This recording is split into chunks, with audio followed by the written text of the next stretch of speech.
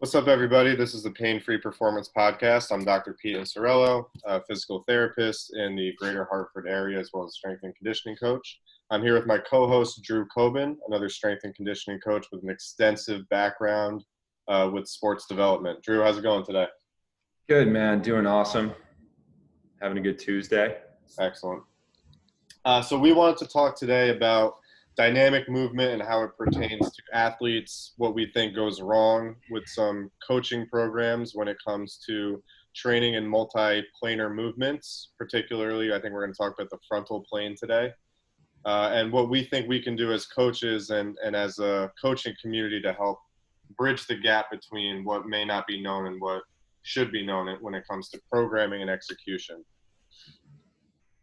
Yeah, I think another part of it too that I wanted to touch on, we talked about this prior, Pete, too, is just like developing your coach's eye and being able to look at sports movements and draw connections between the weight room and your speed and agility training for your athletes.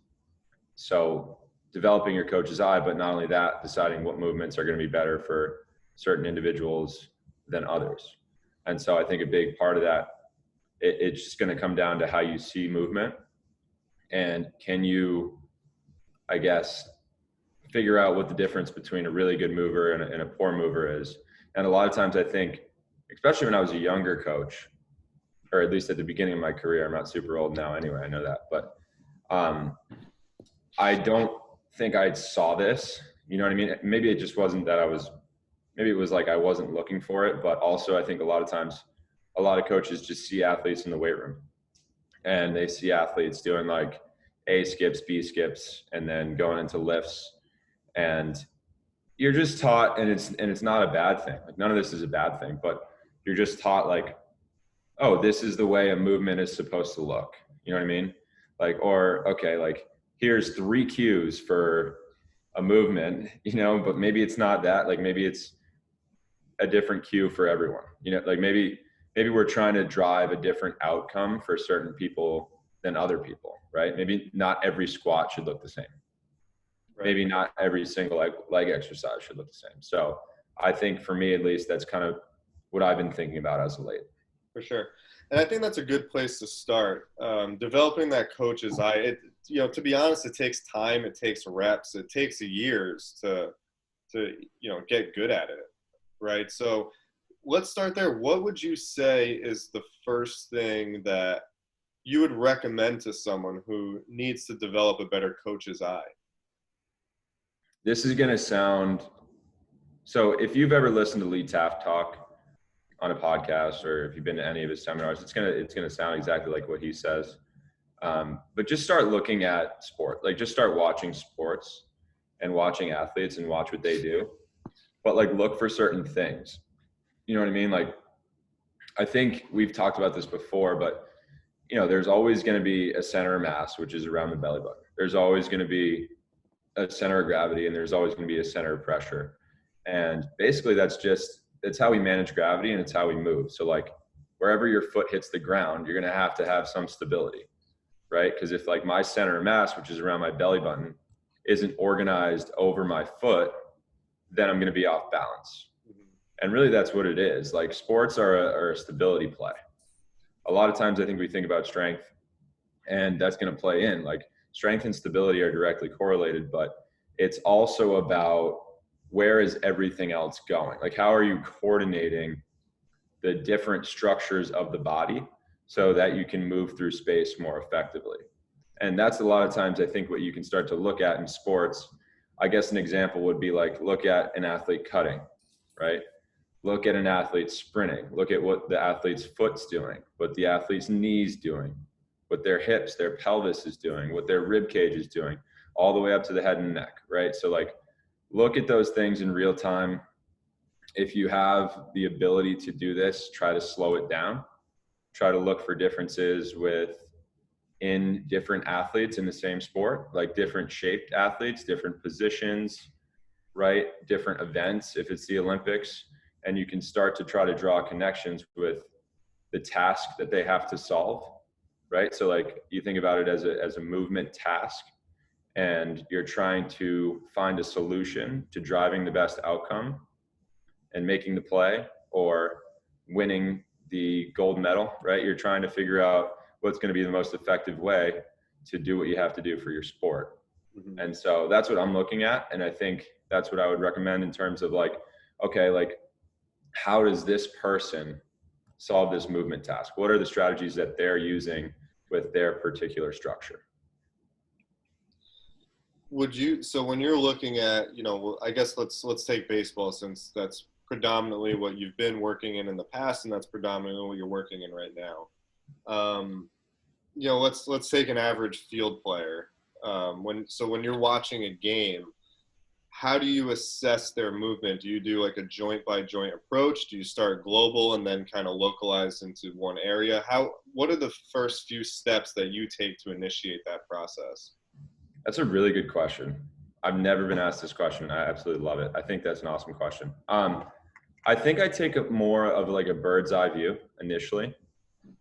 And then I'm like, all right, like what's he trying to do? Where is he trying to go? And I think that relates to how I coach movement too, a lot of times. Like I'm not necessarily telling an athlete to move their rib cage here and there, or like, adjust their hand positioning or their foot positioning. A lot of times I'm just telling them, hey, like get to this cone as fast as you can and keep your eyes here. Right. So I think that's where I look first too. Like I look at where is the athlete trying to go? You know what I mean? Because a lot of it is going to come down to that. Like, what are they trying to solve? So I'm trying to look at that first from like a bird's eye view, and then I'll zoom in.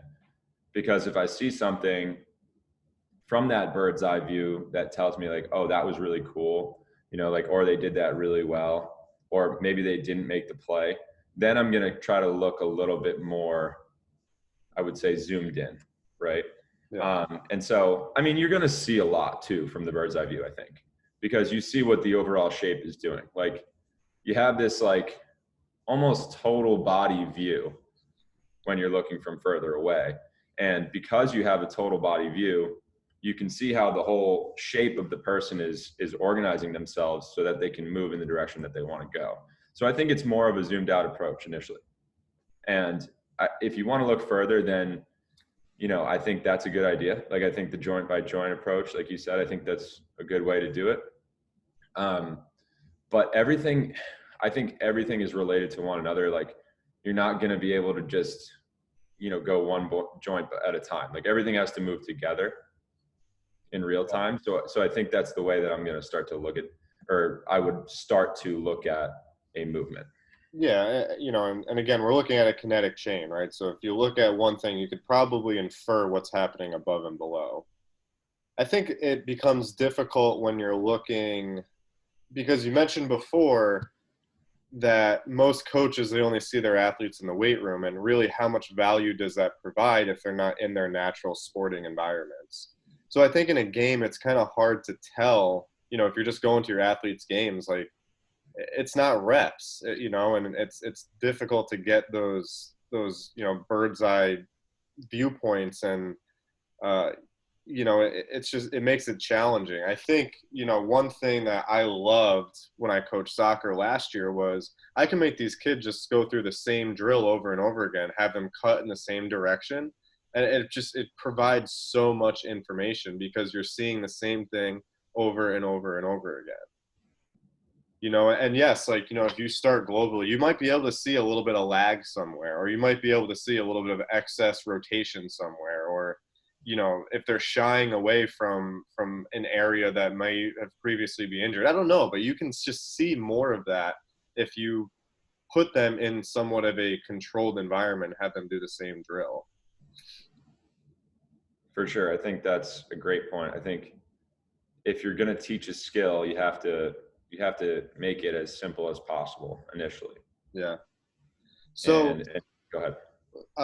No, go ahead, because I was going to try and segment this into our next point of conversation. It wasn't anything super important. I was just going to say, if you're trying to decide what things to do, I think you're going to look at the sport first. Sure. And I do think you can see the athletes that have trouble with certain elements of performance. Mm-hmm. It's definitely different in a game. You're right. But like you can see the difference in a drill from one athlete to another. And yeah, it's definitely good to have that ability to view things in more of a closed environment where you're you're in charge. Right. So I know that you've been working with a D1 commit as of recently, right? Who is a middle infielder, I believe you said. Yep. Yep. He's a So, shortstop. let's talk about that. So we know as a shortstop, you control the infield. You're the captain of the infield, if you will, right? Like, so you have to be able to move laterally. You have a lot of ground to cover behind you and in front of you. So where do you start? Yeah, no, that's a really good question. I think you start where they want to go, because a lot of times with that person, you got to initially establish your trust. So like with this guy in particular, he had a lot of coaches, like different coaches in the past. Mm-hmm. So for me, he came in, he's like, I want to gain some weight. I want to get my 60-yard time down, and I'm good at like X, Y, and Z. You know what I mean? Like Yeah. he knows he's good at what he's good at, wants to gain weight, wants to get stronger. We looked at some velocity measurements on the bar. Mm-hmm. Um, and he was definitely more of like a kangaroo, where he relies on like elastic qualities. So yeah, I figured it was a good idea to try to get him stronger. So we've been working on some strength. I've made some changes along the way with him, just because, and it's funny that I'm saying I'm working on strength when we're like, it's not always about the strength, but for this guy, I think he wants to gain weight. And we had determined that that was one of the things that would be helpful for him. Yeah. In So specific, I think I think he's someone who like really just relies on the elastic quality of movement. yeah, so we've kind of touched on this a couple of times throughout our previous episodes. So my first question before you continue to talk about this kid, what he thinks he's good at, do you agree with that? Are you on the same page with what his quote unquote strengths are? Yeah, for the Okay. most part. Okay. So my next question is, he said to you that he wants to get stronger and he wants to improve his 60-yard time. Yep. As a coach, what do you say to that? Do you say that we can do both at the same time, or do you say that we kind of have to focus on one more so than the other? Or do you think they go hand in hand? With him, he knows that we're going to focus on one at a time, but it's So you because, set that expectation. yeah, but it's because he's also in season. So like he's playing right now, he's away for 2 weeks. You know what I mean? Like he's not even, so I have him doing like a ton of isometric stuff, like in hotels right now. You know what I mean? So I don't have him doing a whole lot. Sure. And would it benefit him to get his 60-yard time up now? No. And he knows that because he doesn't have to be tested on it for a while. Right. The other thing is, honestly, he's going to go to college and he already knows that they max out, and he doesn't want to feel like he said, like, honestly, he has told me like people overlook him because of his size. Like he gets overlooked because of his size. Like he's small. Yeah, he's skinny, he's small. You know what I mean? So that's, I would say he's 5'9", like, So he is pretty short for a D1 middle infielder. yeah, he's like 5'9", like 165. Right, Like, he's he's like skinny. really He's small. skinny. Yeah, he's a small kid. But yeah, go What are ahead. his numbers right now, if you don't mind me asking? So, Basic numbers on some compound lifts real quick. dude, it's funny because he'll like, the most I've ever seen him front squat was 180. No, he hit 205 and then failed on, he was like, I could do this, and then went for it and then failed on the second rep. But he got one. He got one, yeah, with 205. And then deadlifts, like trap bar, like I think we worked up to like 255, like something. All right. It's not like super impressive. I mean, for him, it's okay. I mean, it doesn't suck either. Like. No, he's trained. Like he's trained for. Okay. I So, think, yeah. go ahead. No, go ahead. No, like I've made a ton of adjustments because with him, it's like that situation where I don't even know why. I was like, why are we even trap bar deadlifting? And then I was like, all right, well, like this kid can't even, like there's certain positions he can't get into, to be honest. Like what? Like he can't even pronate his foot. He couldn't pronate his foot. He has very limited hip IR. Does he have high arch feet? Yep. And so I think that has a lot to do with why he has trouble producing force.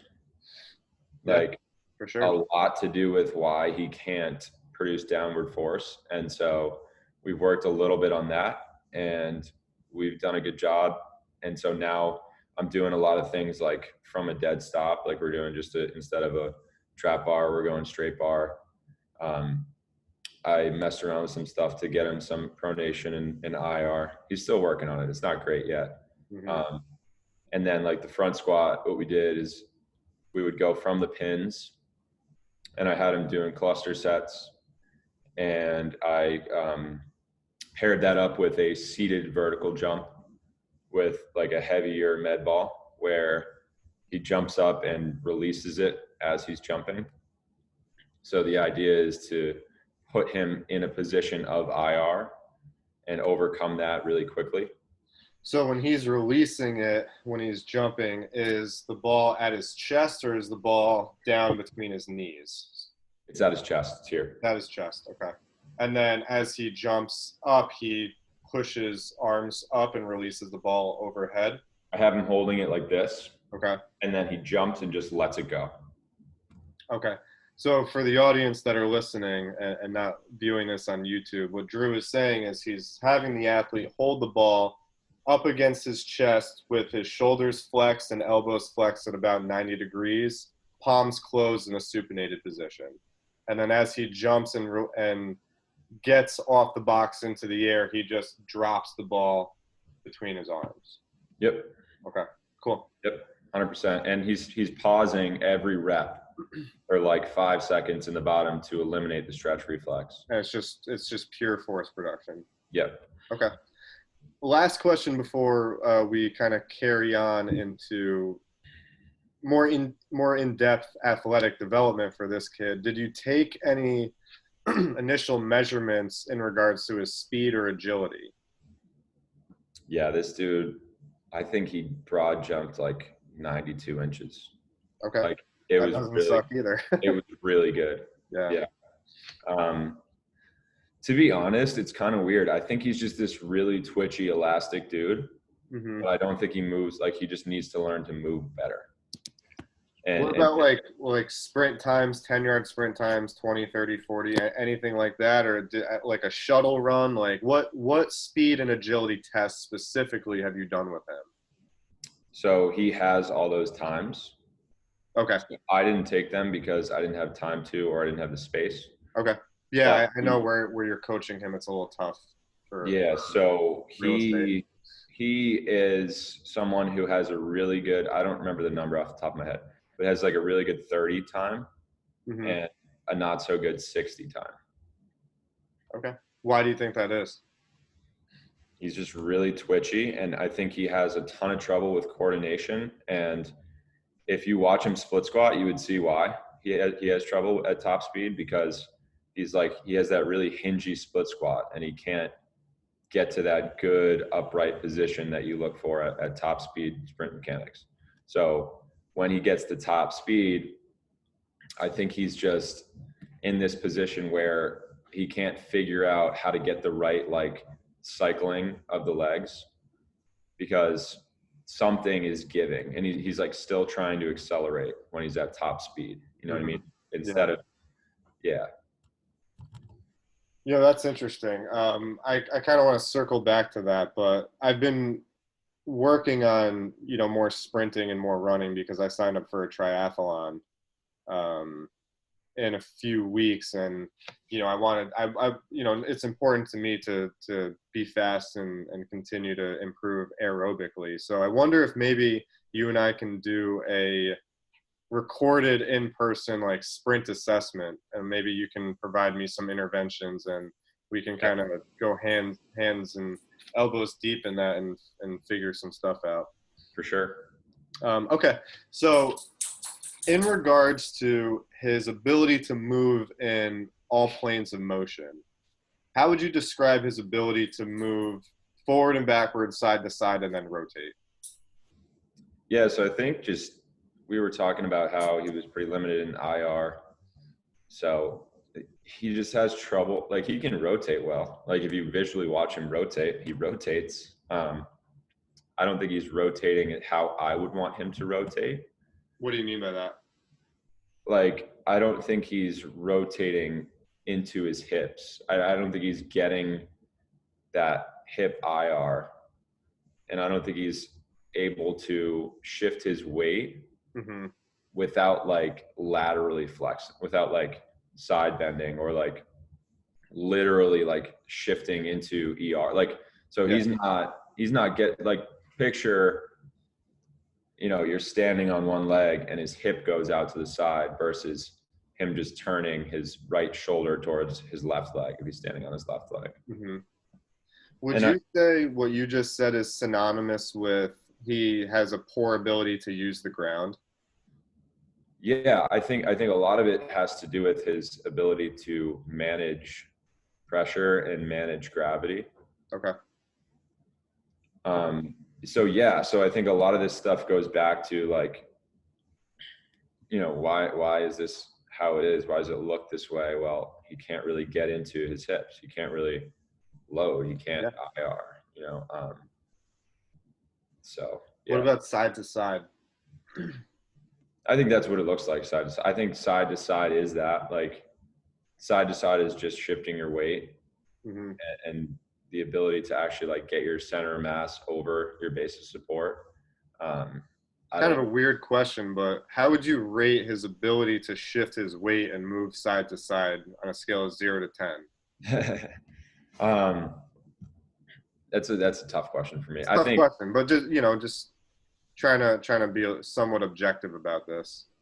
I think he just does it different. Like, I think he just goes to like the outside part of his foot. And so he's just missing out on a little bit of the force that I think he could get from being able to access the inside part of his foot and internally rotate at the hip. So could we be fair and say it's probably like between 2 and 4? Yeah, I don't know if you could put a number on it though, because like he does it. You know what I mean? He is doing it, and like it's scary because like he is a good athlete. You know what I mean? Like he is really good. I think it's just we want to make sure he doesn't get hurt. You know, so like we want to give him some more options. Well, I mean, he's obviously a good athlete. He's going to Maryland, right?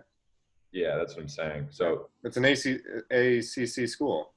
I mean, he's a good athlete for sure. But I think the question becomes, most athletes that our listeners and ourselves work with are good athletes, but how do we make them elite? Right? Isn't that all we want to do? How do we make them elite? So let's now kind of bring this back into our realm. So, we know what we know about this kid. We have our numbers, we have our assessments, and, his strengths and weaknesses. Where do you go from here? What sort of interventions have you done to improve his ability to rotate, to pronate and internally rotate and weight shift? Yeah. You already talked a little bit about the strength and producing force, which is perfect. So let's touch on those other things. Yeah. So like, I think anything where I'm just going to give a simple example because I'm not going to talk about some of the weirder things that I've done, but there's definitely some more intricate things I've done that I won't do with him, but I've shown him how to do just so he can learn to actually get that pronation and that spreading of the bones of the foot. So the arch can come down and then resupinate where it gets more rigid. So we can get that stretch reflex out of the foot and then up the chain. But here's a good example is like, so for him, I just have him holding one weight on the front foot side. So like an ipsilateral load, the same side as the front foot. I'll put his front foot up on a box, like really low box. So it's like a front foot elevated split squat. And with this exercise, I'm just looking for him to actually shift his center mass over the front foot as he goes forward. And I want him to be able to shift everything. So like not only just his head and his chest, but his pelvis and his rib cage. And I'm looking for the subtle turn. Like if I have the right foot up on the box, I'm looking for the subtle turn of the left shoulder towards that side. So if you put the weight in the right hand and the right foot's up, a lot of times that will drive that side to side weight shift that I'm looking for. And because now the weight's there, so it's pulling him into it. And so that's, for me, has been really good. And he's, I would say each week looked a lot better in terms of like not bending forward a ton. Could you get that same effect if you just did a flat ground split squat? What is the benefit of elevating that front foot? Yeah, so there's a lot of different things that you're going to get here. And by putting the front foot on the box, you're going to start someone out in an earlier stance phase of gait. So their knee is going to be further back relative to the heel when they start the exercise versus having the foot on the ground. So it's going to be like more of a early to mid transition back to early versus a regular split squat. You might start more in like late early and then go to like late mid. Even you might even get to like late propulsion or late stance phase of gait on a regular split squat. The other thing that's going to happen too is I'm starting him out in a little bit more hip flexion. And so I'm working him through that like 60 to 90 degrees of hip flexion, which is going to drive what you actually have to use internal rotation in. You know, so he has to spend more time in that. And what you can do is you can mess around with the tempo so that he has to spend more time in that, 60 to 90 degrees of hip flexion. So that's where I think it's impactful for him because he can learn to load. He can learn to get that pronation, that IR, and the weight shift that I'm looking for. Mm-hmm. Do you have him do all of these exercises with shoes on? I would prefer shoes off. Okay. I mean, that makes sense to me. I'm just curious. I always, because if pronation is one of his difficulties, I would imagine keeping shoes on would inhibit his ability to pronate. Yeah, I think definitely. I think a lot of times people have these shoes that are not conducive towards like being aware of your foot. Yeah. Somewhat on topic, somewhat off topic. Do you ever recommend to your clients wide toe box shoes? I haven't like caught myself recommending that for someone. But if they're, I don't know, I could think of like if someone has like a really, like a tendency to like crunch their toes a lot, maybe. Yeah. I don't know. What were you thinking on that note? I just brought it up because I saw a patient yesterday. He's ex-military, ex-police, so he spent his freaking life in these boots, and he's having a lot of foot pain. He has pretty severe hallux valgus on both sides. So the first two things I recommended that he can do without any intervention is getting toe spreaders and then wide toe box shoes. It's interesting because a lot of our all of our footwear really, it all comes to a point at the top where the toe box is. And, what should be the widest part of our foot, most people will think it's across our met heads. It's not, it's actually our toes. So, I'm just curious because that was one thing that I recommended right off the rip. And, we obviously can't reverse the changes that have already happened, but we can certainly prevent further damage and deterioration, or at least get him pain-free. So that's why I asked. That's all. Yeah, that's cool. I don't know much about the toe spreaders. I've never tried them. I don't know much about it, but I think that makes sense. Like if someone has really narrow shoes and they're having trouble with that, the wider shoes make sense. Yeah. So would you say that, the split squats and the trap hard deadlifts and, the front squats from the pegs, does all that play into his ability to weight shift, or do you do other interventions that look more like frontal plane exercises? The split squat definitely is weight shifting. But Like that is would you exactly say why. that? I mean, wouldn't you say that? I mean, I think to most people that's still a sagittal plane movement. Yeah, but what's happening is you're shifting your weight over your base of support, and you're trying to. But front and back, not side to side, right? So everything is moving. Like we're not only moving front to back here, right? The body is actually organizing so that if you were to watch someone sprint, you would see, if you just looked at their head would move side to side. Even though the direction is straight ahead, they're actually moving side to side. Like they're rotating slightly towards the stance foot, or whatever you want to call it, the striking foot, Mm-hmm. and their head's moving that way a little bit. It's the same thing with the split squat. And the split squat's probably just a little bit easier for us to, I would say, understand and get someone to learn to actually shift their weight than some of these other variations. Because I think the other ones you can cheat a lot. And I mean, just with people in particular, I've seen a lot of like lateral lunges, which are intended to be weight shifting, where they're not really getting that like total, I would say, weight shifting of everything up the chain. Sure. And I do understand where you're coming from in that, everything is relative. Like that one, I remember you posted a couple months ago a slow-mo video of one of your athletes sprinting. And your main point was like, look at all of his rotation. Like we need to be able to rotate and do these things in order to sprint forward. It's not just a forward movement. So I certainly understand where you're coming from. I guess my question is, do you never lateral lunge anyone? No, I do. You do. Uh, Okay. it's just going to be specific, and I'll probably use like a split squat prior to that.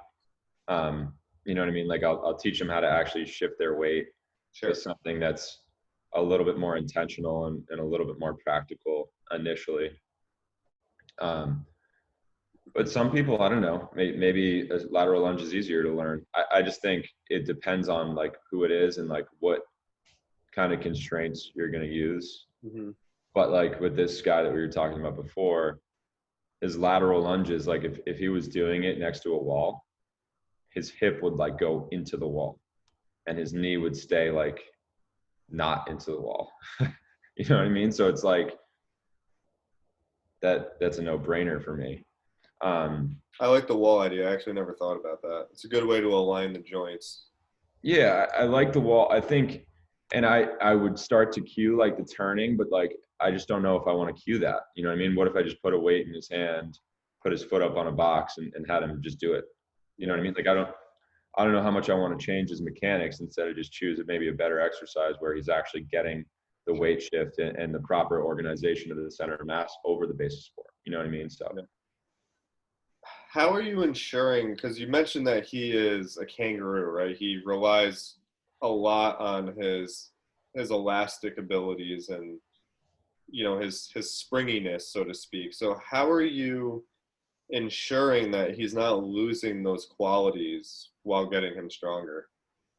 Yeah, that's a good question. I don't know if he's going to lose it though. Like I think it's going to just improve. And I do a certain amount of plyometrics with him, but I'm trying to be more intentional with them. Like I've even done them where he's on the ground and he's keeping his hips in a good spot. And he's actually just like, so it would be an exercise where your foot's on the wall, your hips are up, and you're just switching foot to foot really quick. So it's like a ground-based plyometric. Mm-hmm. So it's still elastic in nature, but now we're kind of eliminating a lot of the other things that I think are throwing him off.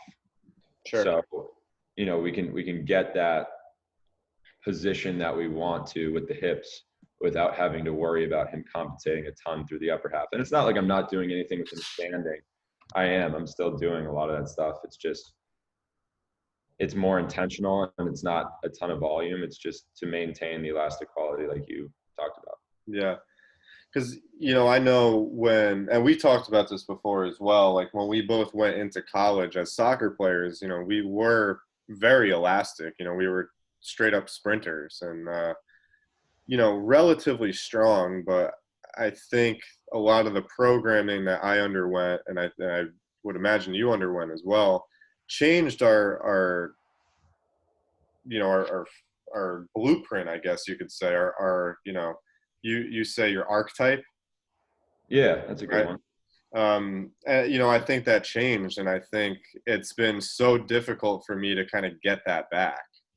Yeah, for sure. And so like, you have to think about what happened there though, because that was how long of training, right? 4 years.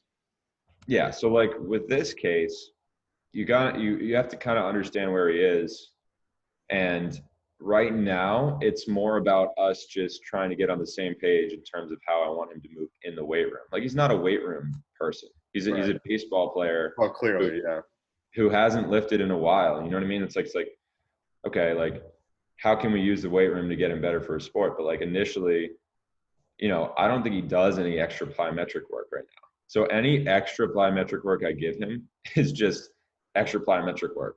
You know what I mean? So it's like right now, what are the things that he needs? Well, it's probably not what he needs. You know what I mean? And I don't have a ton of time with him. But how do we maintain those things? Sure. Right? And not affect the technique that we're trying to influence, like not affect the things that are going to make him a little bit better. So yeah, it's like weighing everything out, and we're not totally eliminating it. We're just doing things that are going to minimize the risk of him hurting himself doing some stuff extra that he hasn't been doing for a long time. And as we transition towards more of him trying to get his 60-yard dash up, we're going to be at a point where he's already learned things that I want him to learn. And he's already starting to move. Like he's 2 weeks in and he's already starting to learn how to move. You know what I mean? Like things are already looking a lot better. Sure. And I've gotten great feedback. So I think, it's only 2 weeks. Like his elasticity is not gone. You know what I mean? Like it's going to be something that we can gradually progress over time. It's going to go from the ground. It's going to go up to standing. And then eventually we're going to do more sprinting. Right. And I do short accelerations with him and stuff. I do those because I know he's all right with accelerations. Yeah. Yeah. So I think what I'm hearing is that your whole program is not just strength. You're also keeping some plyometrics in there, and you're keeping the basics of what he needs to do for sport in there as well. Yeah, and if you think about it, right, like he struggles with top speed sprint mechanics. Mm-hmm.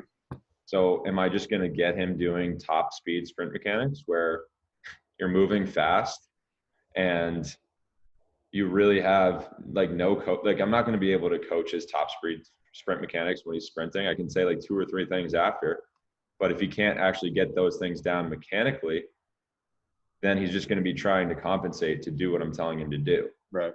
So instead of me giving him a top speed drill, I'm going to give him a top speed, like in standing, where we're talking about him. He can't even shift his weight when we're going slow, right? He can't even keep his pelvis under his rib cage when we're going slow.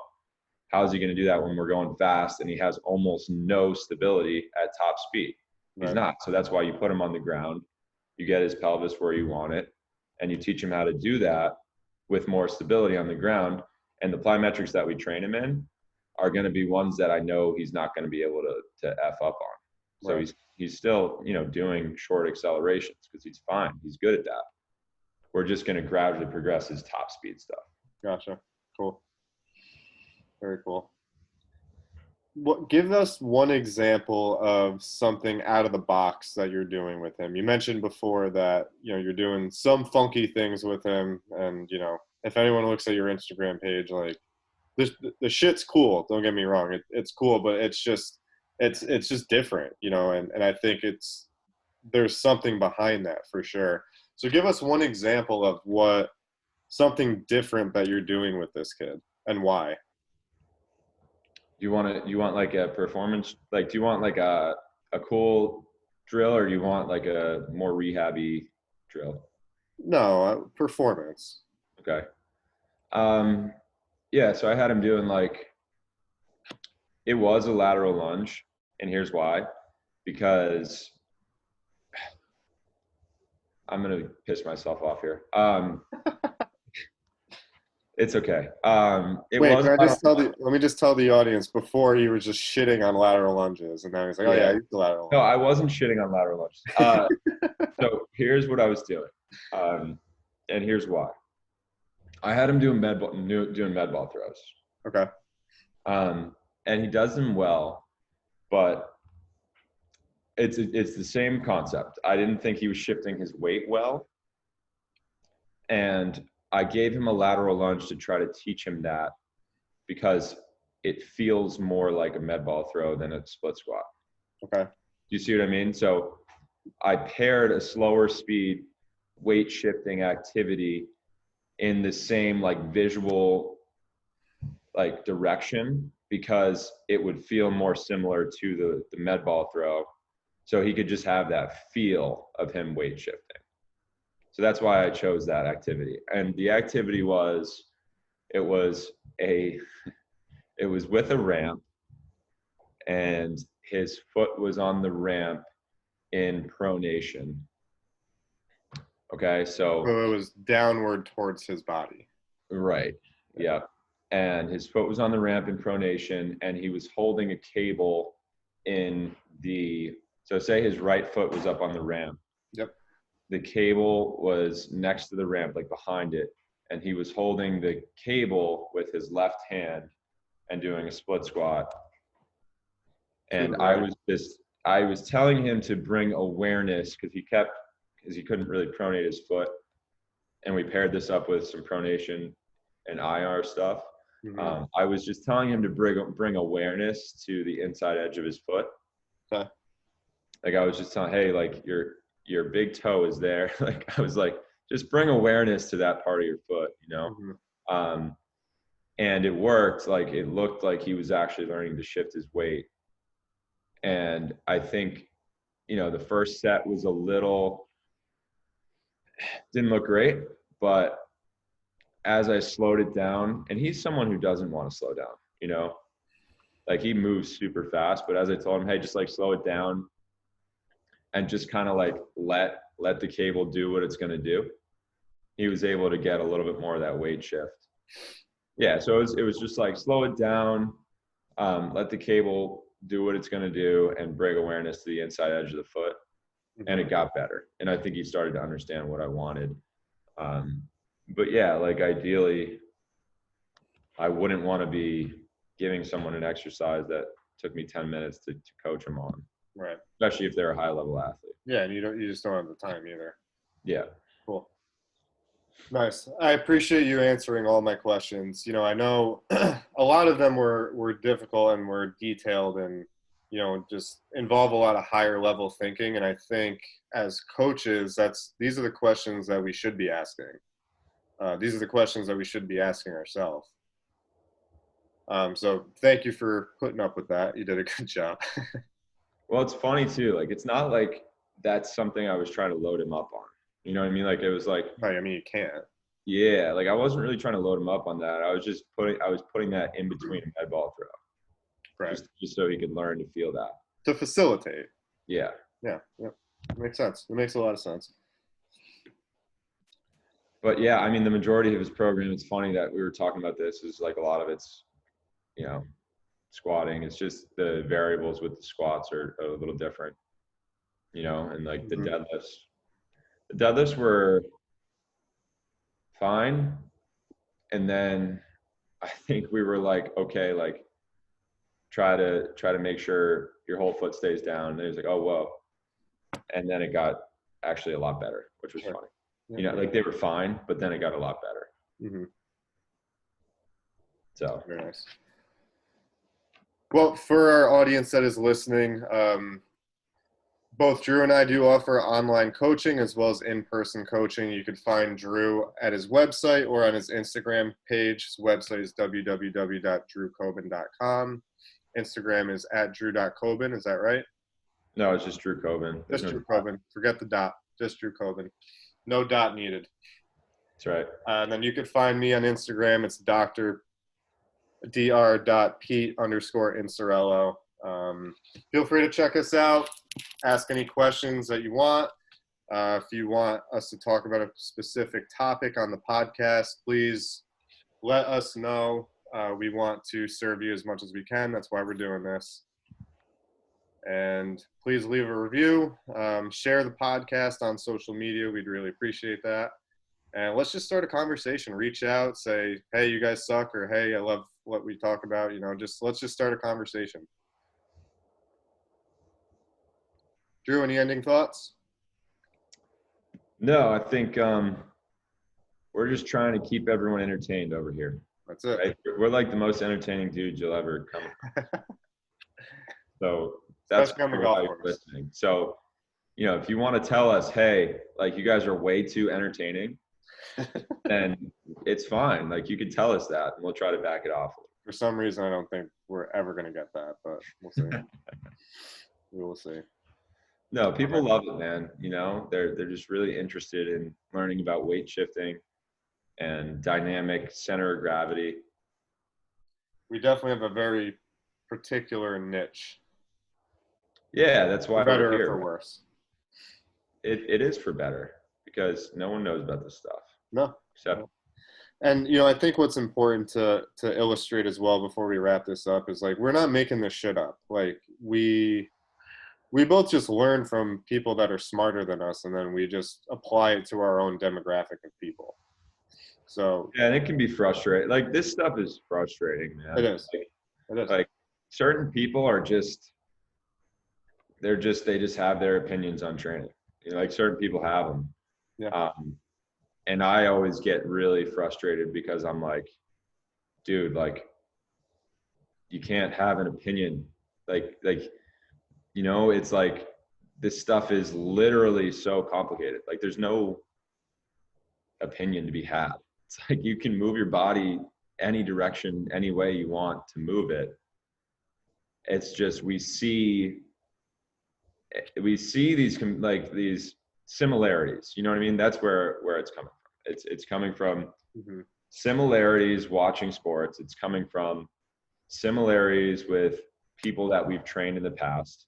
But everyone is like a new, everyone is a new like adventure. That's a bad word. I was gonna say like case study, but it's not even a case study. It's like, we're just using our experience and we're using our own training and our own training of our clients and what people have taught us to try to make better decisions. And like, I think a lot of times there's coaches who are like, this is it, right. You have to do this, you have to do that. But like, I literally, like we work in a field where it's like, you're trying to sell people X, Y, and Z. And I'm like, hey, like, this might work. It might not. Like, I'm pretty sure it's going to. I really hope it does. But like, I'm never going to tell this person, like, this is the only way you should do it. Yeah. It's a very slippery slope when you start to say this is it, right? Because it's not, and I think you do a good job in not poo-pooing anything. I think I need to be a little bit better about that. And it's not really the theory or the method behind whatever system it is that we're talking about.